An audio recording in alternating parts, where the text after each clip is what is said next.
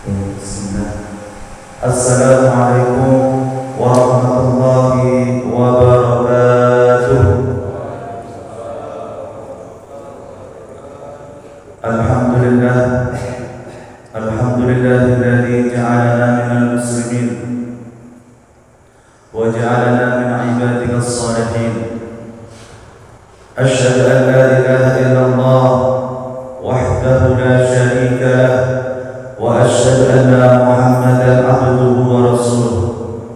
Allahumma salli ala sayyidina Muhammadin wa ala alihi wa sahbihi ajma'in.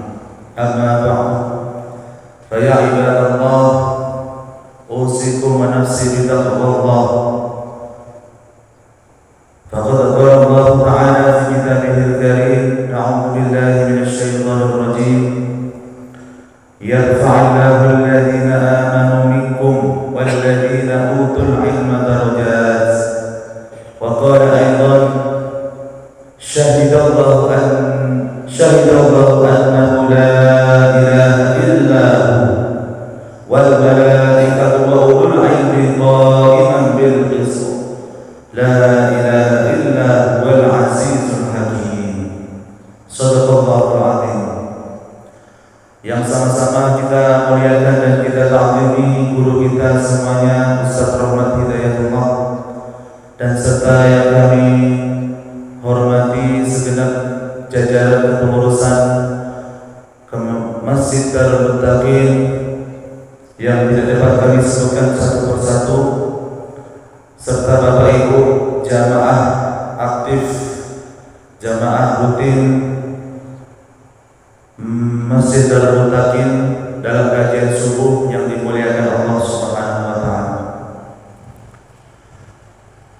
Pada kesempatan pagi ini, izinkanlah sedikit kita bahas yang ringan-ringan saja, tapi bisa kita amalkan daripada kita membahas yang berat. Kadang-kadang kita tidak amalkan, karena ilmu setelah kita dapat, kita wajib mengamalkannya. Al-ilmu bila amal, kita dapat ilmu tanpa kita amalkan, itu kasyajari minas samar, seperti pohon yang tak berbuah. Nah, ini kita jadi itu makalah tersebut yang direnungkan bagi kita semuanya. Ayo sama-sama kita di dalam kesempatan baik di rumah, masjid, mushola, ataupun majlis-majlis taklim, pada intinya adalah kita disuruh sama Allah Subhanahu wa taala untuk menuntut ilmu. Nah, ini Bapak Ibu, sesibuk apapun, bagaimanapun, maka kita tertuntut oleh keadaan kalau ada ilmu kita ambil dan kita datangi ilmu itu. Nah, sebenarnya seperti itu konsep Islam dalam mengajarkan.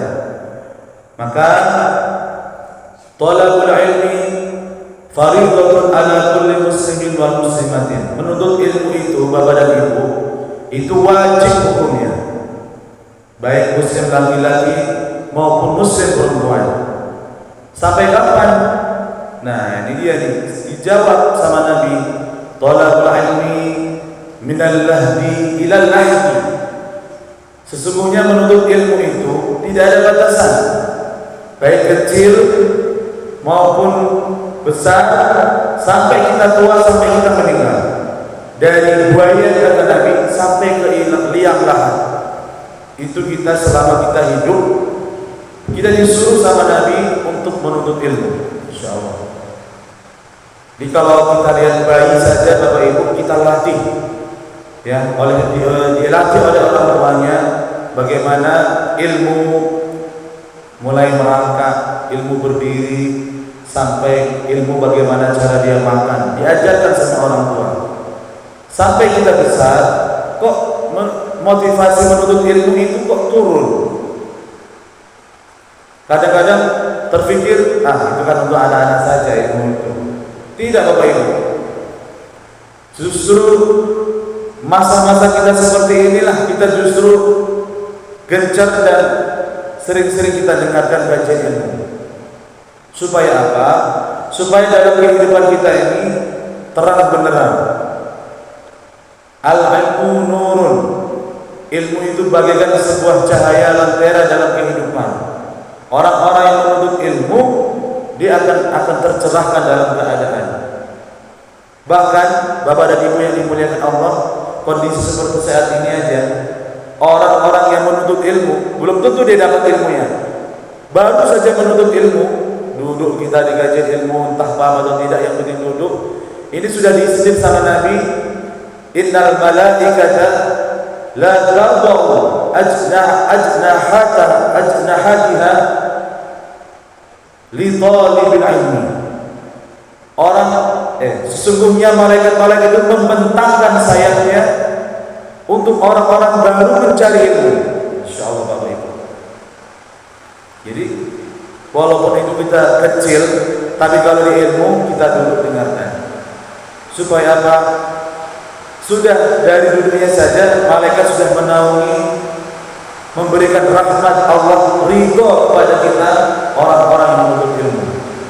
Bapak Ibu, di mana tempat kita, di mana Allah ridho kepada kita? Coba Bapak Ibu, kita di rumah belum tentu Allah ridho. Kadang-kadang kita sudah pikirnya kita kemana-mana, putus pikirnya. Di pasar apalagi, di pasar kadang-kadang kita lupa baca doa. Yang kita lihat adalah orang-orang yang kadang-kadang berbuat curang. Dari di tempat ilmu lah Allah membentangkan kirimkan malaikat untuk membentangkan sayapnya sebagai bukti Allah ridha sama kita. Masya Allah Bapak Ibu yang dimuliakan Allah Subhanahu wa Ta'ala. Jadi sekali lagi saya sampaikan, ayo kita hadiri, kita sama-sama tunaikan.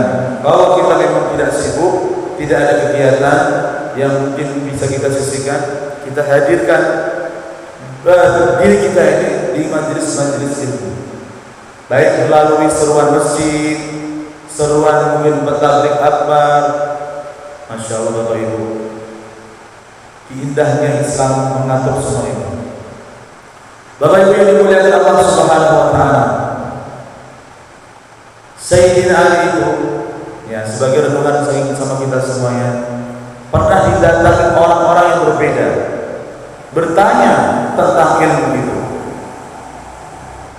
Bapak Ibu, ini kisah ini sudah lama, ratusan tahun, tapi sampai saat ini kita ambil motivasinya dari Sayyidina Ali. Pernah didatangi oleh orang yang berbeda-beda. Orang yang pertama mengatakan, wahai Ali, lebih utama mana, ilmu dan harta? Maka Sayyidina Ali pun menjawab, lebih utama ilmu, karena ilmu itu pewaris para nabi, sedangkan harta itu pewarisnya Qarun.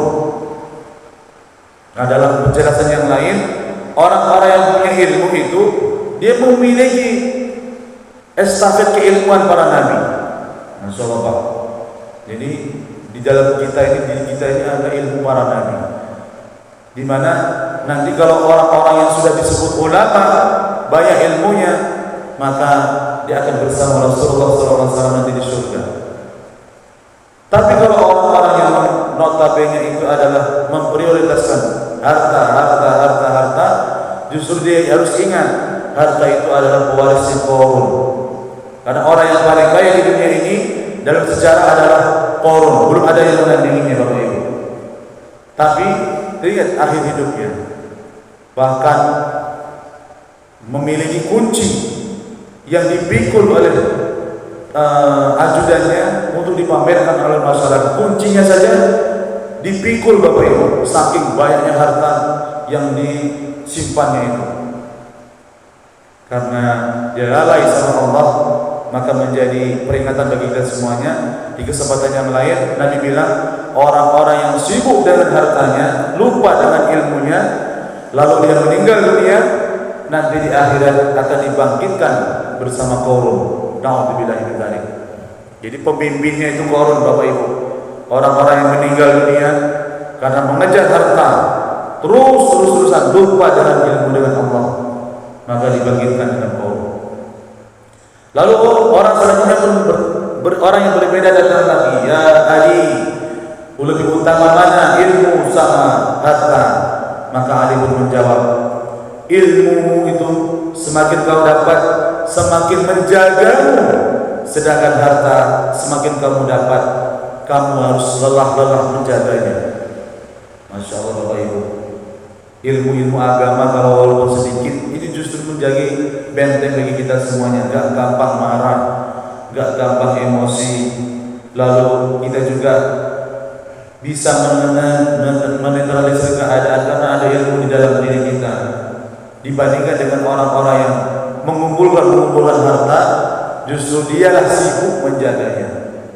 Tak juga sampai situ, pasang CCTV, gak cukup, gak tenang tidurnya, beli hewan untuk menjaganya, tak tenang lagi, dikerangkeng semua keadaannya. Ya Allah, kasih orang lagi, tak tenang tidurnya Bapak Ibu, karena saking banyaknya harta dan dia bingung untuk menjaganya. Berbeda dengan orang-orang yang memiliki ilmu, tenang hatinya karena Allah lah menjadi penjaga dirinya. Orang selanjutnya Bapak Ibu yang dimuliakan Allah Subhanahu wa taala datang lagi yang berbeda lagi. Ya Ali, lebih utama mana, ilmu sama harta? Maka dijawab Sayyidina Ali, ilmu itu kalau kamu bagi semakin bertambah, sedangkan harta semakin kamu bagi semakin berkurang. Artinya apa jemaah yang dimuliakan Allah Subhanahu wa taala? Orang-orang yang memiliki ilmu lalu mengajarkannya, Masya Allah, tak dapat lagi kita bayangkan betapa besarnya pahala yang mengalir itu Bapak Ibu. Contoh kecil, orang tua kita mengajarkan kita, ya nak, baca, kalau mau makan baca dulu bismillah sebelum makan. Sampai saat ini kita amalkan dari orang tua kita. Sebelum makan baca basmalah, dibaca lagi Allahumma barik lana fi ma razaqtana dan seterusnya. Itu kita amalkan, mengalir terus Pak. Bagaimana dengan ilmu-ilmu yang lain? Maka kita sendiri ini adalah guru bagi anak-anak kita. Jadi bukan guru yang punya titel profesi, itu mungkin secara dunia Bapak Ibu. Kita semua ini adalah guru sebenarnya. Yang disebut oleh Rasulullah, kalau semakin dibagi, semakin bertambah amal ibadahnya, pahalanya terus mengalir. Itu contoh kecil Bapak Ibu ya. Mengajarkan anak makan baca basmalah, mengajarkan wudu di rumah. Wudu, anak kita ini kalau bisa jangan guru ngajinya dulu dapat. Kalau bisa kita sendiri orang tuanya mengajarkan wudu sebelum gurunya. Karena apa? Wudu nanti dia akan pakai sholat, Masya Allah Pak. Selama anak itu wudu bisa karena kita orang tuanya mengalir terus Pak. Masya Allah, tak bisa kita bayangkan lagi betapa besarnya pahala kalau kita membagi ilmu itu Bapak Ibu yang dimuliakan Allah Subhanahu wa taala.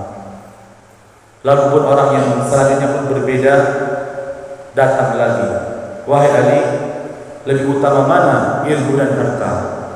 Maka jawabnya Sayyidina Ali, hei, ketahuilah orang-orang yang memiliki ilmu itu banyak temannya.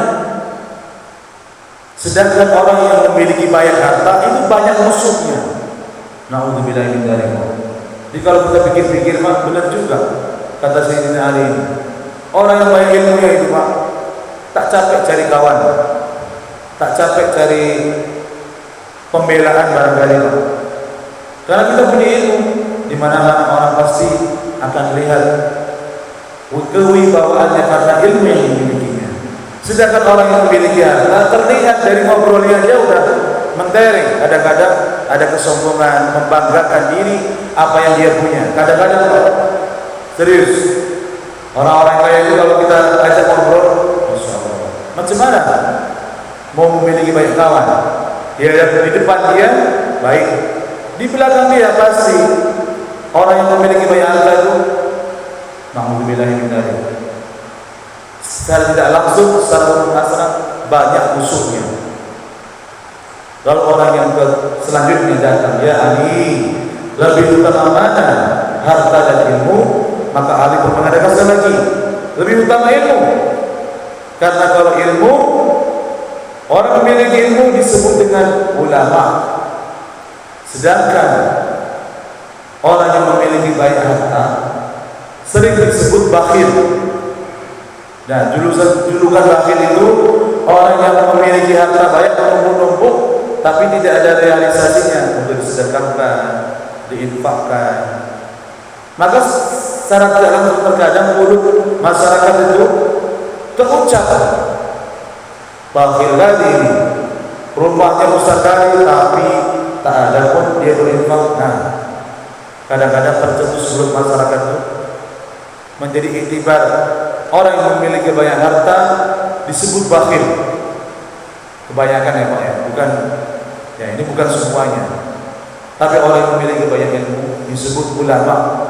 Masya Allah Bapak Ibu, jadi dimuliakan Allah Subhanahu Wa Taala. Maka ini menjadi motivasi bagi kita semuanya. Ayo kita menuntut ilmu, tak ada sampainya. Sampainya kita ada ilmu, ambil.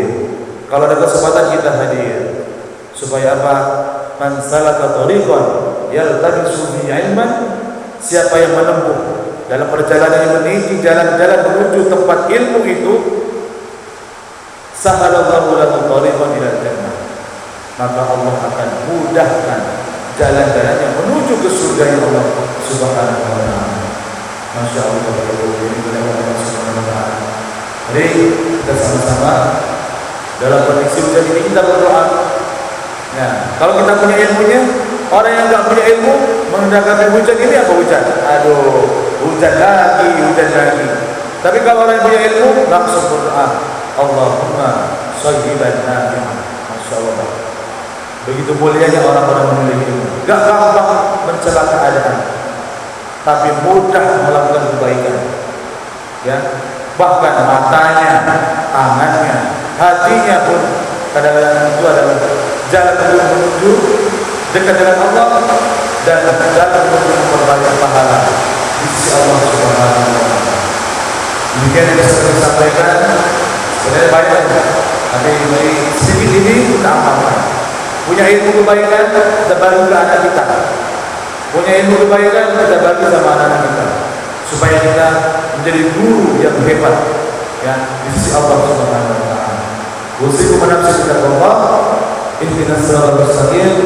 Afadhal majlis, subhanakallahumma wa bihamdika, asyhadu an la ilaha illa anta, astaghfiruka wa atubu ilaik. Wassalamu alaikum warahmatullahi wabarakatuh.